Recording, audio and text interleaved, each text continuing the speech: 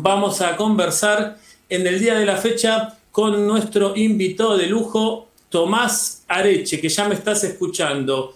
Te saludo desde Política y Economía y te agradezco por estar con nosotros. Y bueno, no le des pelota un poco lo que digo porque por ahí uno está un poco sacado. ¿Cómo estás? Buenas tardes. ¿Qué tal, doctor? Buenas tardes. Bueno, muchas gracias por invitarme. Y sí, lo estaba escuchando atentamente, sí, sí. Bueno, desde ya agradecido por estar con nosotros. Bueno, Tomás, vos has escrito un tema importante y una nota interesantísima en este aspecto. O sea, más allá de todo, la cuestión mía es que el mundo sigue, la Argentina sigue y el Mundial no va a durar poco tiempo, seguimos así, no tapa las cuestiones que tenemos todos los días. Pero has trabajado con un poco de un artículo sobre la felicidad, el derecho. Me interesaría profundizar eso y si permitís en un diálogo respetuoso, libre, donde podamos intercambiar y vos podemos estar o no de acuerdo, conversar sobre este tema y que nos cuentes un poco qué es esta cuestión del arte, del derecho, la felicidad, lo que has escrito. Bueno, muchas gracias, Marcelo, ante todo por el espacio. Sí, exactamente, un poco lo que se plantea este artículo que lo escribí, bueno, y lo publicó Olegisar, que es el Observatorio Legislativo Argentino, una muy linda iniciativa de divulgación, información sobre el derecho, la economía y demás. Bueno, intenta problematizar un poco esta cuestión de la felicidad, ¿no? Digo, ¿qué es la felicidad? ¿Por qué solemos pensar a la felicidad tal vez desde ciertas disciplinas y no muchas veces la tratamos desde una disciplina que creo que puede aportar mucho, que es el derecho, ¿no? La felicidad ya no como un problema jurídico, digo, un problema en busca de una solución, en busca de una respuesta, sino fundamentalmente como una clave para poder empezar a pensar todas estas cuestiones que vos también recién mencionabas. Yo creo que la cuestión de la felicidad, la cuestión del bien común, del orden público, que son temas que toca el artículo, están muy relacionadas. Ahí me quería detener. Fíjate que has nombrado un montón de conceptos que trabajamos el tema de lo jurídico, los abogados, y donde se apunta eso, porque nosotros tenemos una constitución nacional que en su origen se creó en 1853 en un país complicado que venía de cuestiones con guerras civiles que van a seguir después en el 80, hasta el 80, unitarios, federales. Ahí la figura de Rosas, que después el revisionismo histórico como que rescató y destacó. En la época que vos estudiaste te lo mostraron de una manera, en la época que yo estudié me mostraban que Rosas era lo peor. En ese contexto y todo vino una constitución para el desierto que después tuvo modificaciones, reformas, en algún momento no se aplicó. Hoy yo tengo una cuestión crítica de esa constitución, porque la constitución, si bien en épocas donde se enseñaba derecho constitucional y en Argentina no regía la democracia, no te servía para parar los tanques en la calle, porque se enseñaba derecho constitucional, vos no habías nacido en una época que la constitución no tenía vigencia. Pero hoy en esta democracia, en el sentido que es una democracia, pseudo democracia, porque vos vas y votás y después cada uno hace lo que se le canta, esa constitución, hoy por suerte, y no lo has vivido vos y no lo vas a vivir nunca, no tenés que parar tanques en la calle, pero esa constitución no te consigue derechos, no te consigue el bien común, no te consigue un trabajo, una vivienda digna y todas esas falencias y en deuda que tenemos con la democracia. Y vos has tocado el tema del bien común. El bien común es estar bien.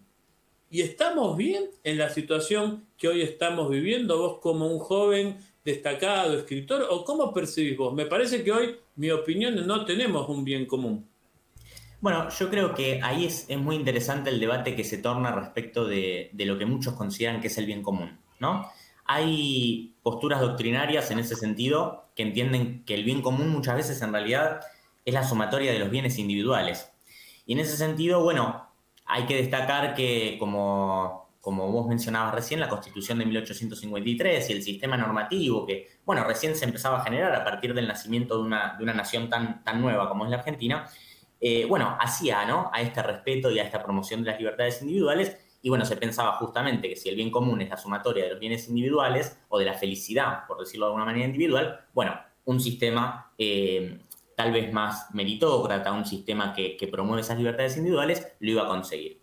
Yo creo que actualmente hay una concepción, primero una concepción distinta de lo que es el bien común, Yo creo que fundamentalmente a partir de la reforma constitucional de 1994, la Constitución de la Argentina creo que es un estandarte, ¿no? En esta nueva interpretación de lo que resulta el bien común. En materia de, por ejemplo, te nombro 2 o 3 cuestiones, pero el derecho a un medio ambiente sano, el reconocimiento a la desigualdad, por ejemplo, en las relaciones de consumo, el reconocimiento a la importancia del derecho laboral y de esa desigualdad que también existe en las relaciones laborales. Yo creo que si bien tenemos mucho que trabajar desde la política, tenemos mucho que trabajar desde lo institucional, yo creo que tenemos un andamiaje normativo que puede acompañar. Y yo creo que ese bien común hoy ya no es entendido como la sumatoria de bienes individuales, sino como una base de garantías sobre las cuales un pueblo puede desarrollarse. Yo creo que en términos normativos estamos como para realizar políticas públicas, digo, que hagan a esa promoción.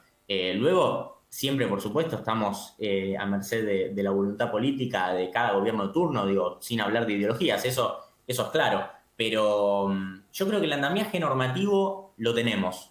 Lo que hace falta es intensificar su cumplimiento, garantizar que se respete y bueno, operativizarlo un poco, ¿no? Recordemos que el derecho que está en una constitución o en un escrito es letra muerta si no se pone en práctica. Pero yo creo que el andamiaje lo tenemos.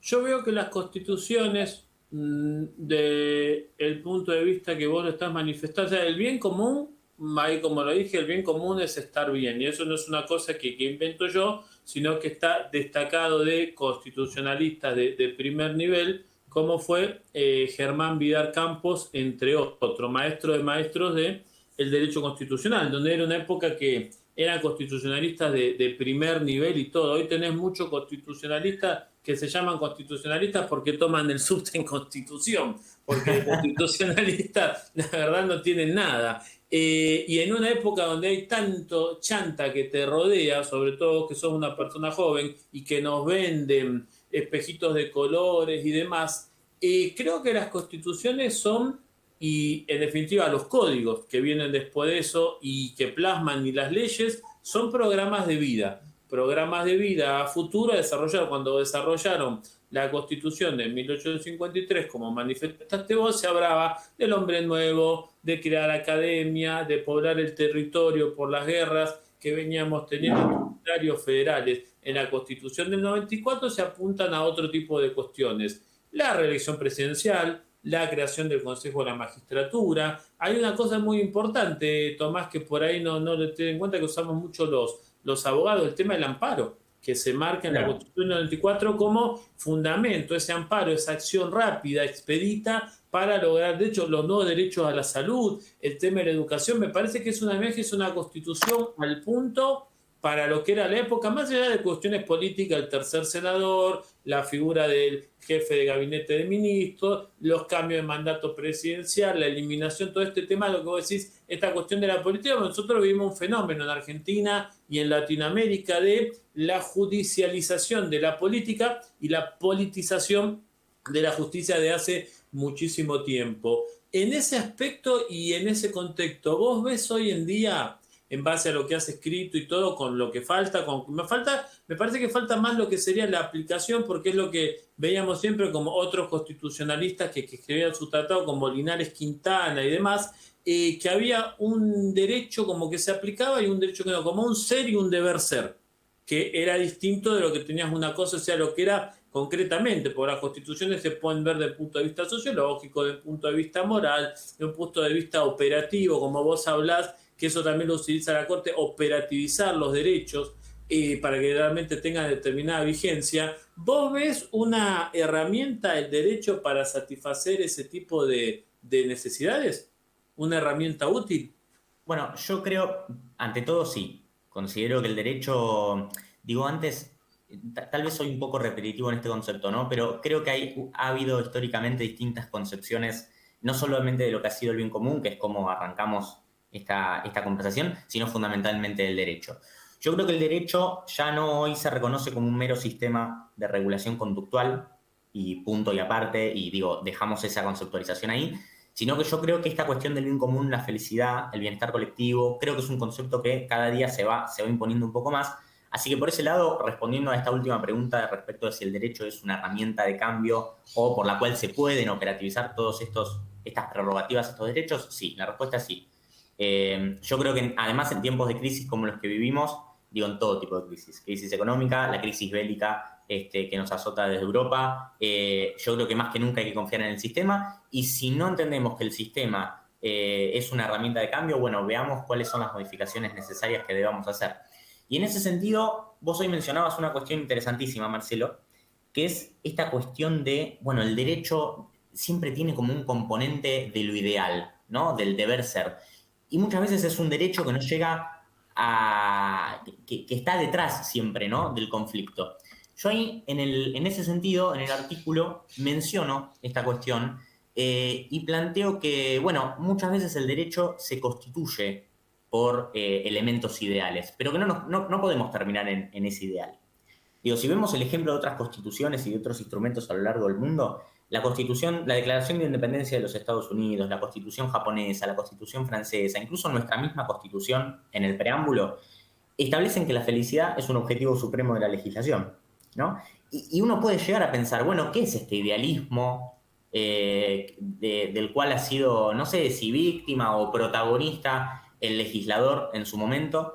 Yo creo que el idealismo en ese sentido es importante. Creo que nos marca un rumbo, creo que nos permite pensar en un futuro, nos permite pensar, incluso repensar el presente, pero por supuesto que no podemos olvidar la cuestión, y es lo que veníamos hablando, la cuestión operativa, ¿no? De las constituciones, esta cuestión de las garantías. Vos hoy mencionabas el amparo, mencionabas que recoge esta institucionalidad, la institución del Estado lo recoge en esta reforma del 94, el habeas corpus, el habeas data, digo, todos instrumentos que nos permiten operativizar estos derechos de manera más o menos sumaria, porque ese también es otro debate que nos debemos, la velocidad de la justicia, digo, cómo queremos que se resuelvan los conflictos y en qué tiempo.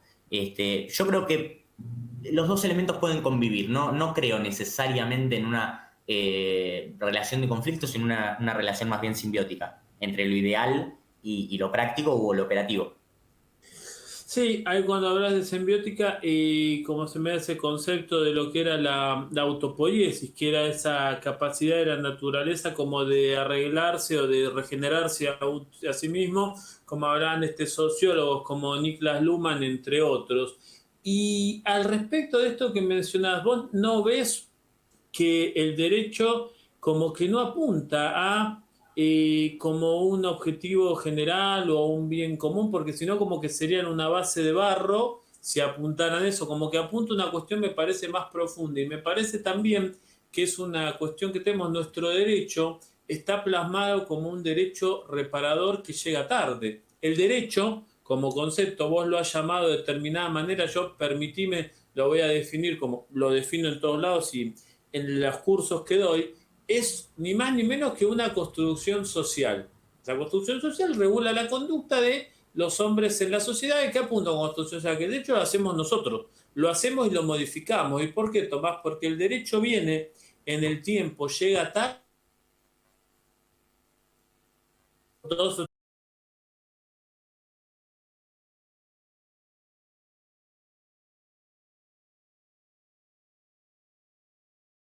y demás, vamos a la práctica concreta. Viene un problema con un tema de un contrato de locación, el derecho no viene a prevenir la ruptura del contrato, sino a indemnizar a posterior cuando la locación se cayó. El derecho no viene a prohibir o, más está mal la palabra prohibir, a garantizar una estabilidad laboral, sino que viene a reparar cuando el tipo perdió el trabajo y le paga, pero el trabajo se perdió. Ni hablemos que sea la polémica en tema penal, no hay un derecho preventivo, viene el homicidio y lo castigan, o sea que es un derecho reparador en el tiempo, un derecho que sigue al hecho. Fíjate que hablábamos de la Constitución de 1853 y el Código Civil de 1871 era para la carreta y para el caballo. Después salieron los autos y se modificó y el primer código penal, que era el código de tejedor, tenía pena de muerte y no hablaba del Facebook ni del Twitter. Y a la gente la condenaban a pena de muerte. Después vino el código de Moreno que modificó eso. ¿Entendés hacia dónde voy? Es como un derecho reparador que viene y llega tarde. No sé si lo ves de esta óptica y de esta manera. O eso es lo que habría que cambiar. Sí, no, coincido totalmente en que en general el derecho es visto de esa manera. incluso, bueno, Marcelo, yo soy estudiante de tercer año de Derecho y te puedo confirmar en que, en general, la formación jurídica tiene que ver con esta noción del derecho reparador. Un derecho que no deja de ser positivo. Digo, un derecho positivo en términos de valoración personal, ¿no? Valoración subjetiva, pero un derecho que hace a esa reparación, que hace a volver al estado anterior de las cosas. Muchas veces se suele escuchar esa frase. Sin embargo, yo creo que en los últimos años, en las últimas décadas, el derecho, además de ser reparador, yo creo que hemos empezado a repensar esta cuestión preventiva del derecho. Fundamentalmente, hoy te mencionaba a partir de la reforma de la Constitución del 94, esta incorporación de, por ejemplo, las relaciones de consumo. Las conciliaciones que se hacen en el caso de los conflictos por relaciones de consumo, evidentemente vienen a reparar un daño ocasionado, eso es verdad. Los famosos COPREC. Exactamente, vienen a reparar un daño causado, pero es otro tipo de instancia, digo, en donde no se llega a la instancia judicial, donde no se necesita de esa representación letrada obligatoria en la mayoría de los casos. Digo, creo que es un derecho que empieza a repensar esta cuestión de, bueno, cómo resolvemos problemas de una manera distinta a la que se viene realizando, fundamentalmente a partir del reconocimiento de este nuevo tipo de derechos, de estos derechos de, vamos a decirlo de alguna manera, de última gama, que bueno, son... Lo que es la defensa y la protección al usuario y consumidor. Exactamente. Por poner un ejemplo. Yo creo que en esos casos bien particulares podemos empezar a problematizar un poco esta cuestión de solamente el derecho como una cuestión... Bueno, eso ha dado también un acceso y una garantía al tema de la gente. Vamos a ponerlo con un ejemplo. A mí me gusta más ir al método de casos, ejemplos prácticos y por ahí un poco autorreferencial. Yo había nacido en una época donde si a vos estamos hablando de consumo, no vamos a poner marca ni nada, ni valor, no tiene sentido. Cada uno lo interpreta lo que quiera. Pero el tema del consumidor, vos consumías o requerías un objeto o un producto. Y en esa época, por ahí el producto venía mal. Y cuando venía mal, directamente el vendedor te decía, no, yo te lo tengo que vender, aunque te lo venga destrozado, que no funcione, que no cumpla, digamos lo que sería un término que te va a resultar conocido, no cumple las expectativas del consumidor. No cumple las expectativas porque usted me lo vende dañado o no funciona. O por esas propagandas que te hacen en la televisión que después en la práctica no generan lo que te genera la expectativa, el deseo, lo que te muestra, la formación. Hay formadores de precios, formadores de ilusión, hay formadores de todo, que crean, en definitiva, son conductas, son estereotipos sociales, construcciones culturales que apuntan a algo con determinado interés. Vos fíjate que eso hoy en día cambió, porque vos como consumidor, en líneas generales, siempre hay alguna excepción, porque a mí no me gusta plantear más allá de alguna cuestión que digo, nosotros en Argentina hoy en día tenemos problemas y muchísimos, pero no somos ni el mejor del mundo, ni tampoco somos lo peor de lo peor. Hay gente que está peor que nosotros, hay gente que está mejor que nosotros. En términos generales, usted hoy o vos hoy, que sos un muchacho joven, compra un producto y no le funciona, y vos vas y te lo cambian. Y te lo cambian tranquilamente, sin problema, sin gastos, sin recurrir a un abogado, sin tener que ir a la justicia. Y eso es producto de esa Constitución. Porque antes, cuando vos no habías nacido, no pasaba. No sé si lo compartís o lo ves un poco ahí. Nos faltaría profundizar, y ahí te dejo a vos, en otros aspectos, porque así como funciona eso, nosotros tenemos una situación donde al consumidor lo afecta totalmente, que es el tema de los seguros. Vos tenés un seguro y te roban el neumático de un vehículo o te roban un auto y te empiezan a decir, ¿y usted dónde vive? Y yo vivo en San Isidro. Ah, pero te robaron el auto en Mar del Plata. ¿Cómo puede ser que se vivise en San Isidro? En Estados Unidos, por ejemplo, no pasa. Tomás, casi no tenés juicios laborales y casi no tenés reclamos. ¿Te das cuenta cómo en un lugar entra y en otro no? Y tendría que funcionar todo, porque temas así, vos no necesitas tener un abogado, vos pagás un seguro, a vos te roban el auto en San Isidro, en Colombia, y te tendrían que venir a reparar. Fíjate cómo en un lado funciona y en otro no. Ahora sí, disculpame por alargarlo. No hay problema. Bueno, ahí es interesante, digo, sumar un concepto a ese análisis, que es también el de la especulación, ¿no?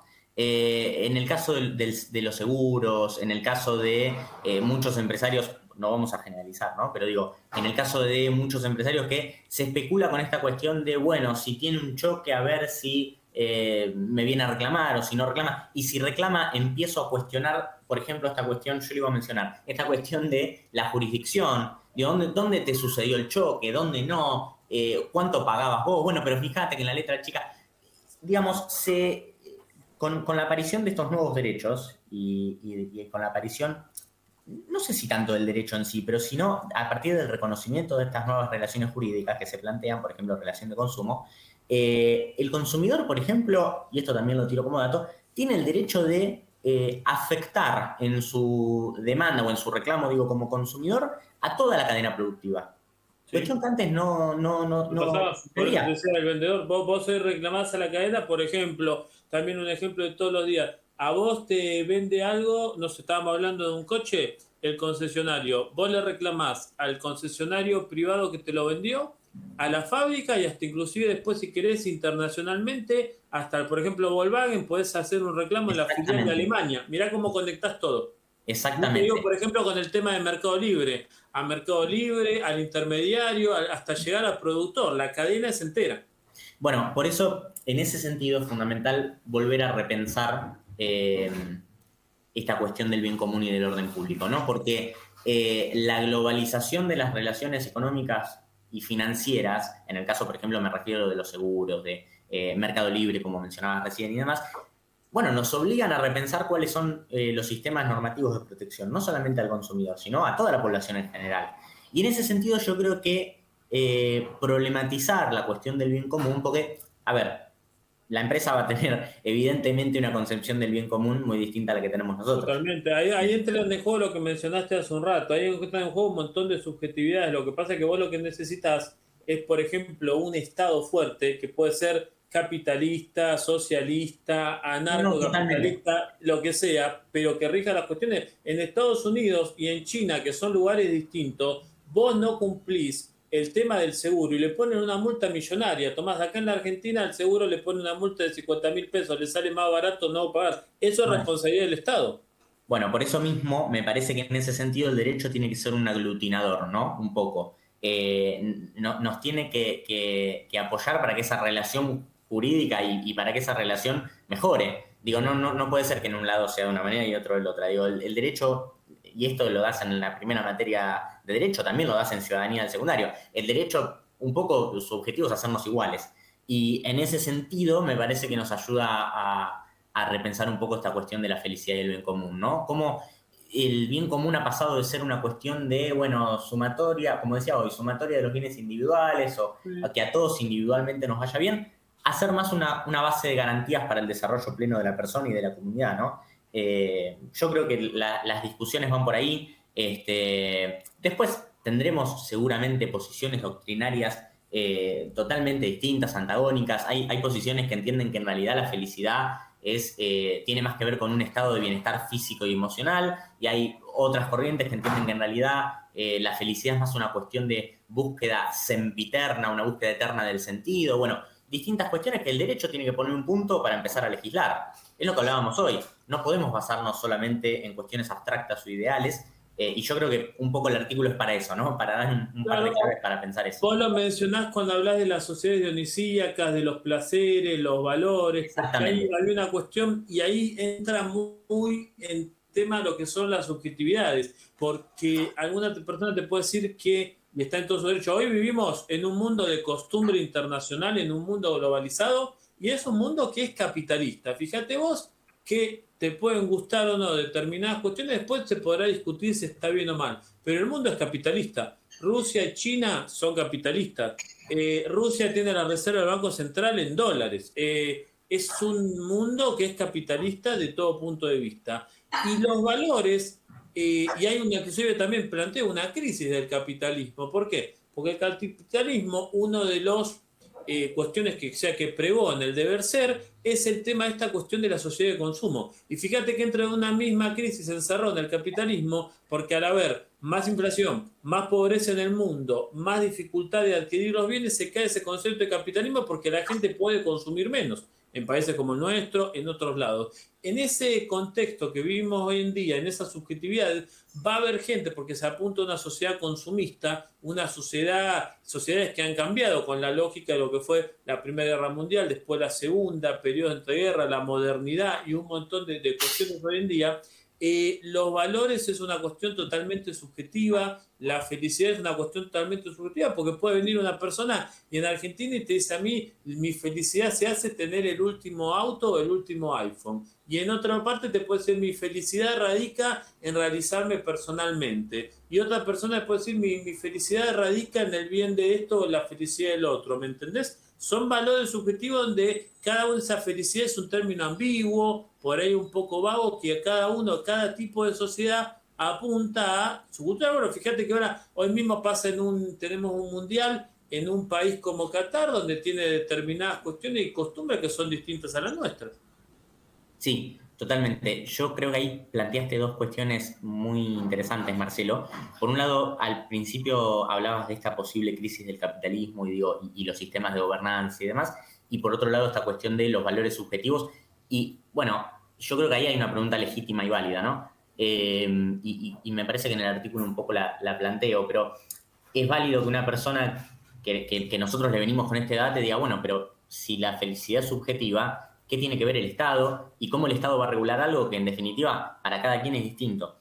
Yo creo que ahí hay dos respuestas posibles. Por un lado, respecto de lo de los sistemas de gobernanza, el capitalismo, el socialismo, etcétera, yo te voy a hacer una confesión ahí, que es que me río un poco cuando escucho que vuelve el famoso fantasma, ¿no? Del comunismo y del socialismo. No, yo creo que vivimos en un mundo capitalista, digo, la República Popular China ha conseguido y ha sostenido su desarrollo a partir de un sistema evidentemente capitalista. Así que eso, me parece que ese es uno de los mejores ejemplos. Rusia, lo mismo. Así que yo creo que en ese sentido creo que debemos no dejar de lado el debate, porque creo que los debates nunca se deben dejar de lado, pero sí plantear ciertos consensos básicos. Y y esto está muy relacionado, aunque no parezca, está muy relacionado con esta cuestión de la subjetividad de los valores, ¿no? Debemos plantear ciertos consensos básicos. Yo creo que no solamente la Argentina, la región en general se debe un debate respecto de, bueno, ¿cuál es ese consenso básico que hace que entendamos al bienestar colectivo o al bien común como, por ejemplo, una base de garantías para el desarrollo? Porque perfectamente puede venir una persona y decir que para esa persona no es así. Y es en ese sentido que el derecho nuevamente aparece como un aglutinador y nuevamente aparece como una herramienta que hace a la igualdad de las personas, poniendo ciertos consensos básicos. Y eso es mera política parlamentaria. Y eso es mera voluntad política, me parece, de la cual obviamente no es que tenemos que depender, porque también es completamente válido y es un derecho humano y es un derecho recogido por nuestra Constitución, la cuestión de la demanda social, la cuestión de la protesta. Yo creo que en ese sentido es lo que mencionábamos hoy. Nuestras constituciones y nuestros ordenamientos nos dan herramientas para hacer operativos esos derechos. Lo que sí, por ahí sí entiendo que hace falta es, bueno, buscar un consenso aún mayor de lo que significa el bienestar colectivo. O sea, no puede ser que una persona diga, por un lado, que la búsqueda de la felicidad tiene más que ver con, por ejemplo, un sistema meritócrata, y que otra persona diga totalmente lo opuesto. Y digo, dependemos de esa atención constante, ¿no? Entonces, yo creo que la atención está buenísima, yo creo que la atención sirve, creo que la atención es democrática, incluso ahí en el artículo planteo esta cuestión de la felicidad y la democracia, cuál es la relación, pero me parece que sí lo que tenemos que hacer es empezar a darnos debates en la Argentina para encontrar ese consenso común, ¿no? Respecto de qué es la felicidad y el bienestar. Vos fíjate que en Argentina hoy en día tenés un presidente que él dice que no cree en la meritocracia y desconoce, o sea, todo ese tipo de cuestiones. Yo personalmente, esto es opinión mía, yo sigo juntando amigos cada día más. Yo creo que él habla de eso porque él no tiene mérito para hacer nada, porque hasta lo eligieron para estar ahí. Pero creo que yo tengo un mérito para estar acá, vos tenés un mérito que has escrito, me parece que es válido y lógico y tenemos un mérito y se desprende también de esa constitución nuestra y de determinados derechos, porque por ejemplo cuando se habla de lo que es lo justo, hablas del bien común, bueno, es el bien común estar bien. ¿Qué es lo justo? Es darle a cada uno, a cada cual lo que corresponde, como decía Platón, pero entonces va a venir un problema y todos van a querer ser Messi, todos van a querer ser técnico de la selección, todos van a querer ser presidente de la nación, y no se puede. Por eso Yo, se reformula ese concepto en el sentido de que es justo que a cada cual se le dé lo justo y lo necesario, en tanto cada uno ocupe el rol y el lugar que corresponde ocupar. Por eso vos tenés una igualdad y somos todos iguales, pero no todos podemos estar acá. No todos podemos escribir como vos. ¿Por qué? Porque hay una igualdad, pero hay una idoneidad, que es una discriminación positiva. totalmente. Yo en todos los ámbitos confío en esa discriminación positiva que va en favor del bien común. Yo creo que ahí lo importante, además de este sistema que muchas veces ha planteado el ordenamiento argentino, no solamente el ordenamiento argentino, digo, en todo el mundo existe y ha existido el sistema meritócrata. Yo creo que es de una ignorancia suprema ignorar la importancia que ha tenido incluso en el debate público. Lo que sí creo es que, bueno, hoy vos mencionabas a modo de ejemplo esta cuestión casi graciosa de que todo el mundo quiere ser Messi, ¿no? Yo creo No, que. no, no, Yo creo que en ese sentido, obviamente, si bien no todo el mundo va a ser Messi, y yo creo que ahí coincido con vos en que hay una cuestión de idoneidad y de capacidades y, por supuesto, de voluntad y demás. Si bien no todo el mundo va a ser Messi, yo creo que es importante que el ordenamiento le otorgue a todas las personas, bueno, el derecho a tener por lo menos una formación similar a Messi y en ese sentido, bueno, ver hasta dónde llega, ¿no? Yo creo que la cuestión de la meritocracia pasa más por ahí. Yo no soy partidario de este debate, meritocracia sí, meritocracia no. Soy partidario del debate de que todo el mundo tenga igualdad de oportunidades para, si quieren ser Messi, perfecto. Fórmense de la misma manera que Messi, tengan las mismas oportunidades. Yo creo que en ese sentido la sociedad argentina tiene, entre tanto escepticismo y entre tantos discursos que hacen bueno, mucha gente lo dice abiertamente, que la sociedad argentina y que el país de Argentina es el peor país del mundo y que no sé. Yo creo que en ese sentido hemos avanzado muchísimo y tal vez es hasta inocente decirlo, me siento un poco inocente diciéndolo, pero esta cuestión de la educación pública, de la sanidad pública, es un igualador de oportunidades muy importante que creo que hace al bien común. Debate posterior distinto y que merece un tratamiento totalmente aparte es, bueno, de qué recursos debemos dotar a esa educación pública y a esa salud pública para que verdaderamente funcione como queremos que funcione. Me parece que ese es un debate aparte que merece un tratamiento aparte, pero digo, desde el momento en que el ordenamiento lo reconoce, yo creo que es un avance importantísimo, teniendo en cuenta que hay ordenamientos en el mundo que ni siquiera, digo, lo reconocen. La cuestión de la protección a las infancias, Marcelo. Estados Unidos, por ejemplo, y no es por una cuestión personal contra Estados Unidos, ni mucho menos, pero Estados Unidos no forma parte del Tratado de Protección a las Infancias, a los niños, niñas y adolescentes. Yo creo que en ese sentido tenemos una oportunidad. Me parece que nuestro sistema normativo adopta muchísimas herramientas que hacen a la protección del bien común y a la protección de la sociedad en general. Lo que debemos empezar a discutir, me parece, es la voluntad política para encontrar consensos y proteger esas herramientas y aplicarlas, ¿no? Lo que pasa es que vas a tener un problema al punto de vista, o sea, que como un ideal. Tenés ahí distintas cuestiones. Primero que la constitución que vos tenés y toda la base la fueron a copiar de los Estados Unidos. Por eso tenemos ese sistema hiperpresidencialista como vos tenés. Después tenemos, yo no voy a caer en ese debate tonto que se dice, discute el tema de la cuestión de la forma de gobierno, que la democracia no sirve, pero que hoy tenemos no es una democracia y no es una verdadera república, donde no impera, lo vemos abiertamente, la división de poderes, donde no imperan un montón de cosas, donde vivimos en un estado de la anomia. Fue muy gracioso una vez que yo estaba haciendo una nota y vino un invitado, un muchacho joven como vos, y me dijo, usted está haciendo la anomia y usted no entiende, nosotros no vivimos en una anomia. Y el joven no había podido llegar a hacer la entrevista porque lo había agarrado un corte de calles. Entonces tenemos en una, fíjate, porque la anomia es eso, en una situación donde hay que reformatear la Argentina en muchos aspectos,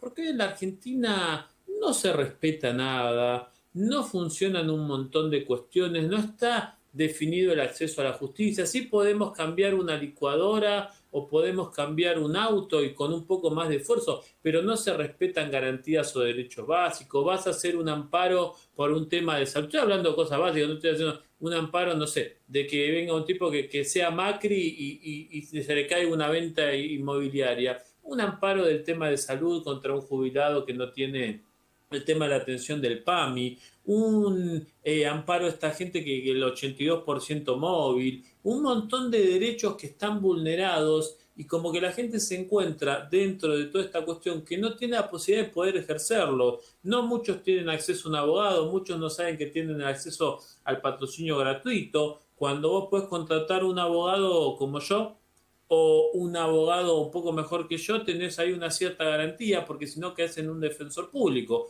que está en la misma situación que un hospital público, que la educación pública. Los sistemas son de excelencia. Lo que pasa es que el defensor público, el hospital público y la universidad pública están totalmente colapsados, Tomás. Entonces no funciona de esa misma manera. Nosotros no somos, porque eso es una entidad. El Estado no existe. El país, cuando dice este es un país de M, como te dicen un montón, el país no existe. El Estado no existe. No viene un tipo con la bandera y es el Estado o es la patria con una manta blanca. El país y todo lo hace la gente.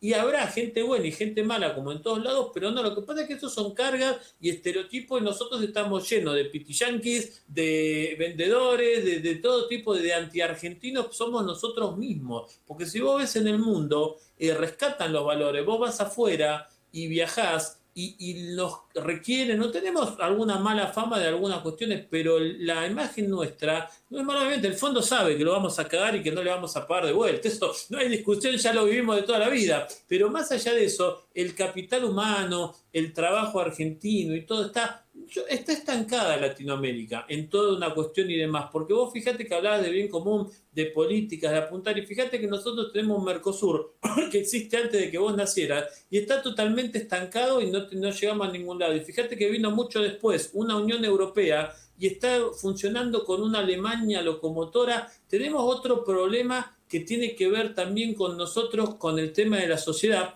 porque es fácil echarle la culpa. En toda parte del mundo hay problemas, porque hay problemas en Estados Unidos, hay problemas en Europa. Macron ganó las elecciones y a los 15 días le estaban tirando tomates por todos lados. No es que uno vende acá que tenés un problema y que el mundo está bárbaro, pero dentro de los problemas que tiene el mundo, a través de derecho, a través de división de poderes, sanean las situaciones. Y, por ejemplo, hay mucha gente en España que no sabe ni cómo se llama el ministro de Economía. Y hay mucha gente en España que no conoce lo que es el dólar. Y hay mucha gente en Brasil que tuvieron esta polarización todo y el país sigue funcionando. ¿Me entendés dónde apunto? Tenemos una Latinoamérica estancada en políticas arcaicas, antiguas. Fíjate que a los jóvenes como vos la tenés claro que es el mundo es capitalista, le están enseñando la educación pública, teorías marxistas y estado marxista, que son cosas que no existen más. Me parece que va una cosa más profunda y tiene que ver con la felicidad, con las herramientas. ¿Dónde estamos parados? Hoy en día no se puede estudiar como en mi época, que no te dejaban usar la calculadora y decían que no podías usar la calculadora y te estaban limitando derecho. Imagínate lo que sería apuntar estos derechos, el bien común y todo, donde decirle a jóvenes como no, venía a estudiar el coso y no uses internet.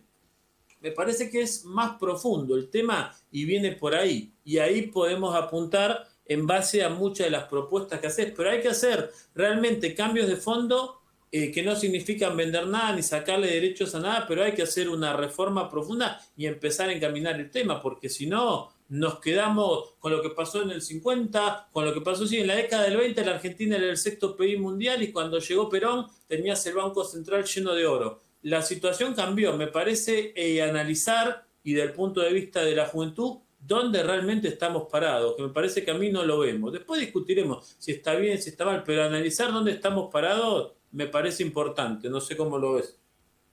Sí, totalmente, sí, estoy de acuerdo con vos, Marcelo, en esa cuestión. Me parece, bueno, planteaste varias cosas, no quiero hacerlo muy largo porque aparte entiendo que el programa tiene que seguir y demás, pero respecto de lo público me caracterizo, y las personas, si me están escuchando, que me conocen y demás, pero me caracterizo por ser una persona que reivindica todo el tiempo lo público, ¿no?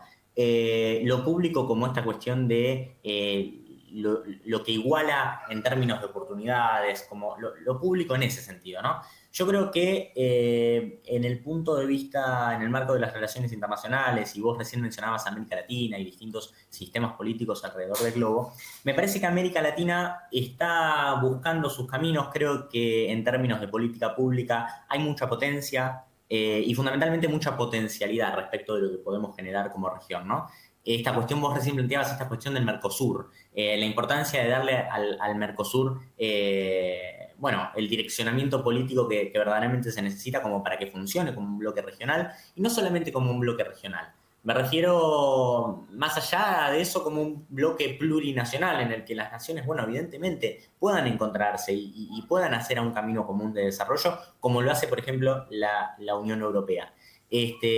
No porque el Mercosur deba ser igual a la Unión Europea, ni mucho menos. Es más, todo lo contrario. Yo creo que el Mercosur ha encontrado en su momento una identidad. Yo creo que en el medio, a partir del ascenso de discursos más individualistas, discursos de demasiado proteccionismo respecto de, bueno, qué implica el comercio en cada país y lo que podemos comerciar y lo que no. Yo creo que en un momento ha tenido una identidad común en el Mercosur, creo que debe recuperarla. Y en relación, vos mencionabas un último tema, en relación a la educación y el sistema público. Te vuelvo a repetir, yo soy un gran reivindicador del sistema público en la Argentina. Yo creo que gracias al sistema público muchísimas personas han podido estudiar y han podido formarse como persona. Yo creo que, bueno, yo mismo, yo he ido a... Yo soy otro, yo soy uno. Por eso, yo creo que eso es fundamental, me parece que es importantísimo. Y vuelvo al debate que planteaba anteriormente respecto de, bueno, cómo dotamos de recursos y voluntad política a esas instituciones. De existir, existen. La educación pública en la Argentina existe, está reconocida. La sanidad pública existe, está reconocida. ¿Cómo hacemos? El sistema de protección a adultos mayores, a niños, niñas y adolescentes existe. ¿Cómo hacemos para dotar a cada uno de esos sistemas de protección? Porque estarás seguramente de acuerdo conmigo en que muchas veces la escuela incluso también pasa a ser un sistema de protección.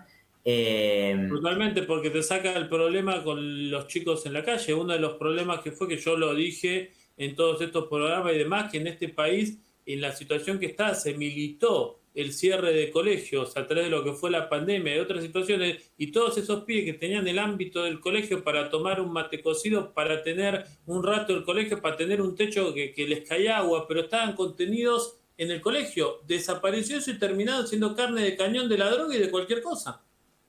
Bueno, puede pasar, digo, creo que son debates válidos, creo que son debates legítimos.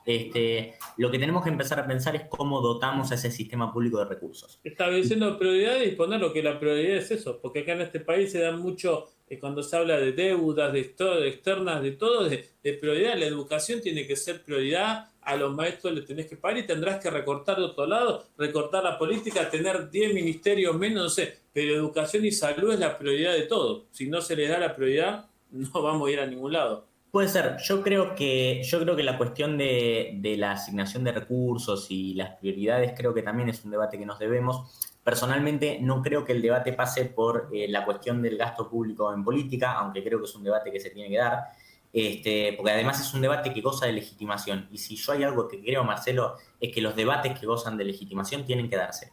Más allá de si uno está de acuerdo, si no está de acuerdo, yo creo que los debates que gozan de legitimación deben darse, salvo que me plantees una cuestión totalmente extrema de discursos, como vemos un montón de veces, digo, están avanzando discursos intolerantes, están avanzando discursos individualistas. Yo no puedo creer que haya en un Estado de Derecho lugar para ese tipo de discursos.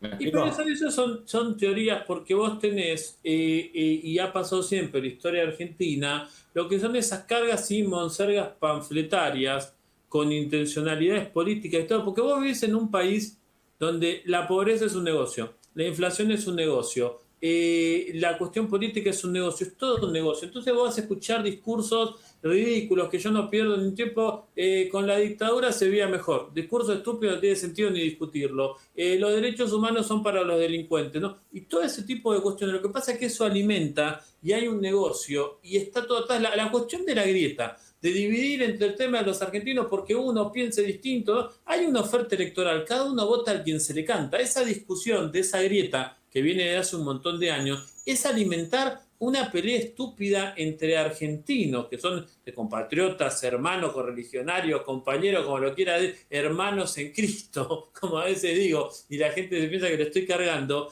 Es una cuestión de ser ridícula porque enfrentás a argentinos contra argentinos. La realidad hoy del mundo y de la Argentina es que un tipo como vos que está estudiando, un tipo como yo, uno que vive en la Villa 20 y uno que vive en Recoleta, que no es ni Larreta ni Alberto Fernández que van en helicóptero, estamos todos en la misma situación. La diferencia es que el tipo que vive en Recoleta tiene 10 pesos más que vos y el que vive en la villa tiene 20 pesos menos que vos. Esa es la única realidad del tema del asunto. Los afecta. Los mismos problemas, los afecta la inflación, los afecta la inseguridad y el de cosas de Recoleta le afecta mucho más la inseguridad porque hasta le roban el tablero de la puerta. El que vive en la villa no tienen que robarle. Eso es lo que tenemos que entender. Pero la sociedad no se une, la gente no es unida, y bueno, y nos pasa lo que nos pasa. Sí, yo ahí mencionaste otro concepto fundamental, esta cuestión de una persona por ahí que vive en una villa, en las denominadas villas miserias, una persona que por ahí es más de clase media, otra persona que es que vive en Recoleta. Yo creo que ahí también hay un debate que nos debemos, que es el de, y que últimamente se está hablando mucho, y me alegro que se está hablando mucho, porque es un debate que goza de legitimación y que creo que es importante para nuestro desarrollo en el presente y a futuro, que es esta cuestión de la distribución de la riqueza, ¿no? Tenemos herramientas que hacen a la distribución de la riqueza, tenemos que generar nuevas. Yo creo que eso también hace, vos fíjate cómo, a partir, esto como comentario aparte, ¿no? Pero vos fíjate cómo a partir de hablar de la felicidad y el bien común, pudimos hablar de muchísimos debates interesantísimos que hacen a la sanidad, a la educación, incluso a la distribución de la riqueza, las expresiones culturales, digo, me parece Porque el bien común, por eso te digo, el concepto es todo tiene que ver con todo, y el bien común apunta una cosa, está todo, porque la Constitución, en definitiva, como programa de vida, habla de eso. La Constitución no te pone el tema de una ideología, estar bien, querer mejorar, querer progresar, un desarrollo de vida, un futuro, eso no es de ideología, no es de izquierda, ni de derecha, ni de centro, ni de nueva cosa, ni de liberalismo, ni populismo de izquierda, ni populismo de derecha. Es un debate que está fuera de todo ese tipo de cuestiones. ¿A quién no le va a interesar? El verdadero progresismo es que esta gente que nace el tema de la villa pueda recibir de la cuestión pública la misma educación de que uno que estudia en otro lado, en un lugar privado, y mañana pueda cambiar y haya cada vez menos pobres y menos gente en la villa. La realidad nuestra nos da lo contrario porque vamos para el otro camino, pero tiene que relacionado con eso. Y lo último que yo te quería preguntar antes de darte tu derecho de réplica y demás, porque bueno, se nos ha pasado el tiempo volando porque ha sido enriquecedor y todo, desde ya que te vamos a volver a convocar. Vos hiciste hincapié en ese artículo que uno se demuestra que uno lo leyó, sino como esto que te hablan sin haberlo leído, del tema de la felicidad, y que la felicidad no está en el tema de la Constitución en sí, o sea, tipificada como sería un delito en el Código Penal, que es el que matare a otro. Entonces esta felicidad no está en la Constitución. Pero ahí yo no coincido con vos. Y la pregunta es, ya que has escrito esto, o sea, exigirte un poco más y no preguntarte sobre el artículo que está muy bueno, pero cuando uno hace una de esas cosas, uno le da y la cabeza del profesor te da, a este se le puede exigir más. El Estado, en su conjunto, con la forma de gobierno que sea, puede ser, como digo, capitalista, socialista, anarquista, totalitario, el Estado en su conjunto tiene que apuntar, según lo que has escrito y como conclusión un poco de todo esto, como a un bien común, a una felicidad común, a una moral pública, y establecer, que te aclaro que en Argentina no lo tenemos eso. ¿Tiene que apuntar un Estado a ese concepto o no? Como fijar un estándar y bajar una línea, la felicidad pública, la moral pública, el bien común público o una moral pública. Sí, yo no tengo ningún tipo de duda en que el Estado tiene ese deber. Me parece que en el marco del respeto a las libertades individuales, que me parece que es una lucha en términos de derechos civiles, ha sido una lucha sangrienta, sigue siendo una lucha sangrienta en muchos países del mundo. Yo creo que en el marco de ese respeto, a los derechos individuales, el Estado tiene el deber de garantizar no solamente a cada uno lo que es suyo, sino fundamentalmente generar nuevamente esta base de garantías, ¿no? Y así lo explicita y así lo expresa de esa manera los estados, por ejemplo, cuando se suscriben a un tratado internacional en términos de derechos humanos, ¿no? Se comprometen a respetar ese derecho e incluso se comprometen a someterse a la jurisdicción de un ente, de un tribunal, de una corte. Y adaptar su legislación con la limitación del 27, en tanto que no viole nuestro derecho público. Ni más ni menos. Bueno, ahí está la respuesta. Yo creo que el deber tiene el Estado tiene ese deber. No hay que olvidar las responsabilidades del Estado nacional, del provincial y del municipal. Porque, ojo, también esto es muy importante. El municipio como primera ventana del reclamo del vecino. La provincia también como un ente autónomo, la nación. Digo, creo que ahí hay una sinergia, hay relaciones que hacen pensar que, bueno, el Estado verdaderamente tiene este deber de hacer a una felicidad común y a un deber colectivo común, que me parece que no es más ni nada menos que el reconocimiento y y la efectivización de los derechos, ¿no? Del goce efectivo de los derechos, que no quede el derecho en una letra muerta, en un libro que cada tanto abrimos o que nos enseñan en la facultad o en la secundaria. En una carta a los Reyes Magos. Sí, sí, puede ser. Bueno, pero hay que plantearlos los debates, hay que plantearlos. Me parece muy interesante y muy bueno el tema. Bueno, nos ha encantado, o sea, contar con tu presencia y todo, y bueno, y metafóricamente te damos entonces para lo que quieras comentar, si no estás todo de acuerdo, si no te gustó algo, lo que quieras dejar tu mensaje final, tus 2 minutos, que es una metáfora, pues no tenés 2 minutos, tenés 5, lo que quieras hablar, tu derecho a réplica y tu cierre un poco de todo esto. No, bueno, solamente agradecerte a vos, Marcelo, agradecerle a la producción del programa, me parece que fue una instancia muy enriquecedora, como mencionabas vos hoy, y bueno, alentar a que discutamos, ¿no? Que no necesariamente tiene que ver con una cuestión violenta, con una cuestión, no, alentar a que, aún en la diferencia, digo, podemos encontrar consensos y la importancia, ¿no? De la generación de esos consensos, del diálogo, y además, y si querés, bueno, esto lo dejamos, por ahí lo podemos dejar para otra charla, pero también empezar a pensar ciertos derechos no tan convencionales o derechos que muchas veces no se plantean en el escenario público, como es el derecho a la participación, el derecho al goce. ¿Existe un derecho al goce? ¿Existe un derecho a pasarla bien? ¿Existe un derecho a la recreación? Bueno, me parece que son debates que nos debemos en este siglo que, bueno, tanto conflicto ha traído, ¿no? Pero bueno, simplemente eso, agradecerte a vos, Marcelo, y a toda la producción, y a disposición, por supuesto, para lo que se necesite. Te vamos a ver a convocar de vuelta. Está muy interesante el tema de lo que has mencionado, el tema del derecho a goce, porque cuando se estudiaba derechos reales en aquella época, que son esos derechos que son números clausus que están creados, donde vos tenés el tema de la hipoteca y demás, por ahí había una pregunta que te hacían de oral o examen, y te hablaban, por ejemplo, del tema de esta cuestión con los amenities o con la propiedad, que puedes tener una pileta, y te preguntaba el profesor qué es gozar. Y se mataban todos de risa cuando le preguntaban qué es gozar. Y bueno, gozar es efectivamente, es lo que has dicho vos, y te vas a matar de risa, es el disfrute. Y gozar era el disfrutar de la pileta. Totalmente. ¿Y por qué el Estado no va a reconocer ese derecho? ¿Y por qué? Digo, creo que son debates muy interesantes que no tienen que quedar en una risa. Me parece que se puede hablar mucho de eso y que me parece que en este siglo, con toda la cuestión de la globalización, la aparición de tecnologías y demás, creo que son debates muy interesantes para dar, sí.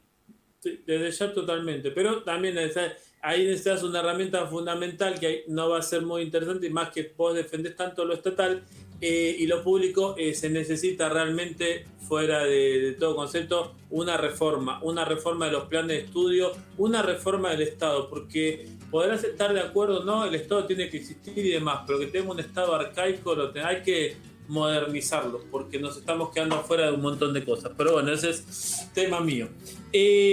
Vamos a estar entonces convocándote de vuelta, te agradecemos nuevamente y bueno, estamos al habla en cualquier momento. Hemos estado hablando con Tomás Arreche, parte de la organización Olegizar, y que ha comentado: estudiante de Derecho, futuro abogado. Necesitamos más abogados así de este estilo y más abogados modernos, más abogados comprometidos en la realidad diaria.